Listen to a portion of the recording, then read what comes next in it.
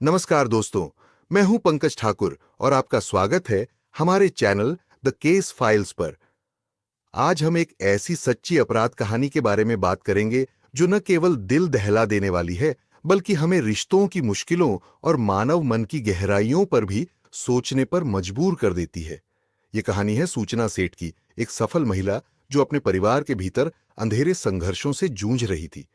कैसे नफरत और प्रतिशोध ने एक मां को एक भयावह अपराध की ओर धकेल दिया, कैसे एक साधारण छुट्टी की योजना एक खतरनाक साजिश में बदल गई। तो चलिए कहानी को शुरू करते हैं।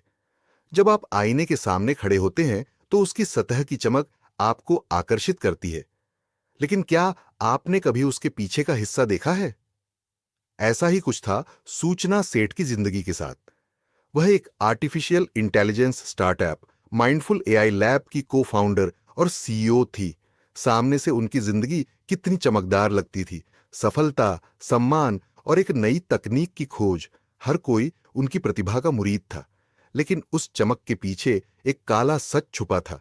जैसे आईने के पीछे की सतह बदरंग और खुरदरी होती है, सूचना के जीवन में भी भयावह परिस्थितियां थीं। दबाव, उम्मीदें और असफलताओं का सामना करते हुए उन्होंने अपने आंतरिक संघर्षों को छिपाने का प्रयास किया। क्या आप जानना चाहेंगे कि कैसे इस चमकदार व्यक्तित्व के पीछे छुपा था एक ऐसा सच्चाई जो सभी को चौंका देगा? चलिए हम गहराई में उतरते हैं और जानते हैं सूचना सेठ की अनकही कहानी। सूचना सेठ के भीतर का तनाव, घृणा और जलन इस कदर बढ़ चुका था कि जब उसने अपने 4 साल के मासूम बेटे के कत्ल की साजिश रची तो उसके हाथों में एक बार भी कंपी नहीं आई। उस क्षण में उसके भीतर की मां पूरी तरह मौन थी। एक बार भी नहीं झकझोरा उसे। बदला लेने की भावना ने उसकी मानवता को पीछे छोड़ दिया था। वह इस कदर अंधेरे में डूब चुकी थी कि नन्हे बेटे की मासूमियत उसके लिए बेगानी हो गई। उसके मन में केवल एक ही विचार था, सबक सिखाना। इस रास्ते पर चलकर क्या वह अपने भीतर की आत्मा को खो चुकी थी? आइए हम इस भयावह मनोदशा की गहराई में उतरते हैं। क्या एक उच्च दर्जे की पढ़ी लिखी महिला जो समाज को नेतृत्व देने की क्षमता रखती है, इतनी अंधी हो सकती है कि वह बदले की भावना में एक जघन्य हत्याकांड को अंजाम दे दे, वह भी अपने ही बच्चे की हत्या?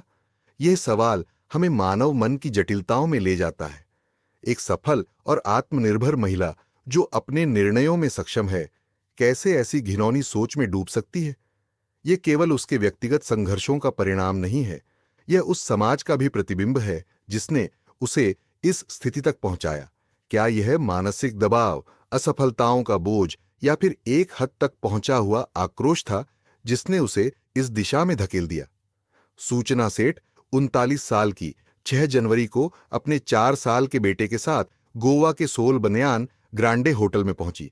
एक मां के रूप में वह अपने बच्चे के साथ उस खूबसूरत स्थान का आनंद लेने आई थी। लेकिन 8 जनवरी को जब उसने होटल से चेकआउट किया तो उसके साथ उसका बेटा नहीं था। होटल स्टाफ ने बेटे के बारे में पूछा तो सूचना ने बिना झिझक कहा कि वह गोवा के फातोर्डा में एक रिश्तेदार के घर पर है।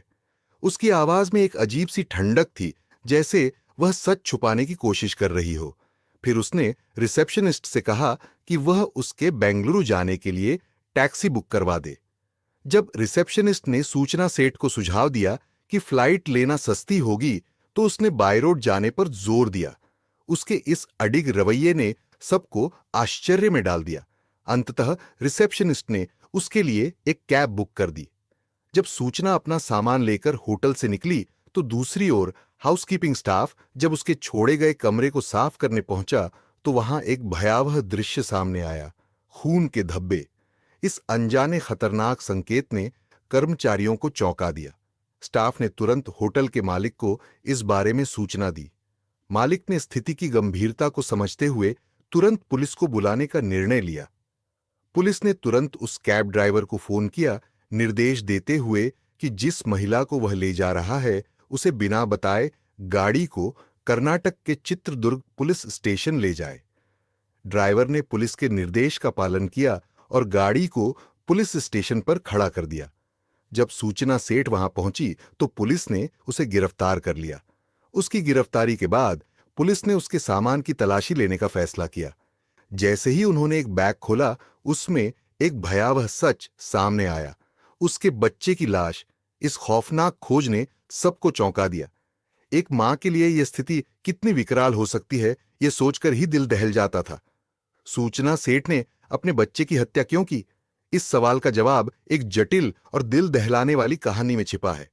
एक ओर वो एक पढ़ी लिखी, मेहनती और सेल्फ मेड महिला थी, जो उद्योग जगत में ऊंचाइयों को छू रही थी। समाज में उसकी एक खास पहचान थी और वह नेतृत्व क्षमता से भरपूर थी। लेकिन दूसरी ओर वह एक ऐसी औरत थी जो सामाजिक और पारिवारिक चक्रव्यूह में फंसी हुई थी। टूटन, तनाव, गुस्सा, अपमान और नफरत ने उसके जीवन को काला कर दिया था। पति से बदला लेने की भावना उसके मन में इस कदर उबाल मार रही थी कि उसने अपने बेटे की हत्या को भी एक विकल्प समझ लिया। ये दो विपरीत चरित्रों का संघर्ष था। एक सशक्त महिला का जो अपने अधिकारों और पहचान की तलाश में थी, और एक टूटती हुई आत्मा का जो गहरे मानसिक संकट में थी। इस दुविधा ने उसे एक खतरनाक कदम उठाने पर मजबूर कर दिया, जिससे उसका जीवन और उसके बेटे का जीवन हमेशा के लिए बदल गया। हत्या की वजह जानने से पहले आइए हम सूचना सेठ की शैक्षिक योग्यताओं पर एक नजर डालते हैं। सूचना सेठ एक एथिक्स एक्सपर्ट, नैतिकता विशेषज्ञ और डेटा वैज्ञानिक हैं। उनके पास डेटा विज्ञान टीमों को सलाह देने और स्टार्टअप और उद्योग अनुसंधान प्रयोगशालाओं में मशीन लर्निंग समाधानों को स्केल करने का 12 वर्षों से अधिक का अनुभव है। वह एआई एथिक्स सूची में 100 प्रतिभाशाली महिलाओं में से एक हैं और उनके नाम से कई महत्वपूर्ण उपलब्धियां जुड़ी हैं। वह डेटा एंड सोसाइटी में मोजिला फेलो, हार्वर्ड यूनिवर्सिटी के बर्कमैन क्लेन सेंटर में फेलो और रमन रिसर्च इंस्टीट्यूट में रिसर्च फेलो रह चुकी है। उनके पास प्राकृतिक भाषा प्रसंस्करण, नेचुरल लैंग्वेज प्रोसेसिंग में पेटेंट भी है। ऐसी प्रतिभाशाली महिला की शादी वर्ष 2010 में वेंकटरमन से हुई, जो एक एआई डेवलपर है। शादी के बाद सूचना और वेंकटरमन के बीच वही सामान्य नोकझोंक चलती रही जो आमतौर पर भारतीय घरों में होती है। लेकिन शादी के 9 साल बाद 2019 में जब सूचना ने एक बेटे को जन्म दिया, तब स्थिति में बदलाव आया। बेटे के जन्म के बाद पति पत्नी के बीच झगड़े काफी बढ़ गए। यह तनाव समय के साथ और बढ़ता गया और 2020 तक उनका विवाद इतना गहरा हो गया कि दोनों ने तलाक लेने का निर्णय लिया।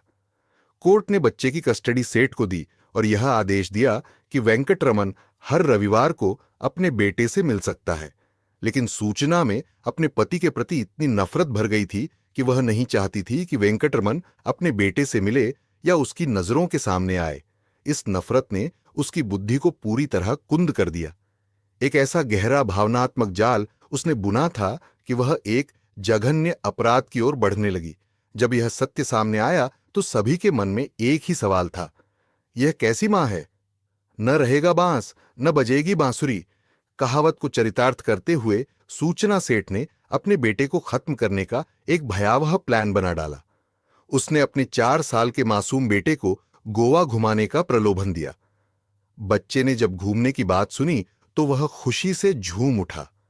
सूचना बेटे को साथ लेकर गोवा गई, जहां उसने होटल के कमरे में उसके कत्ल की साजिश रची। उसके बाद उसने बच्चे की लाश को बैग में भरकर बेंगलुरु के लिए टैक्सी में रवाना हो गई।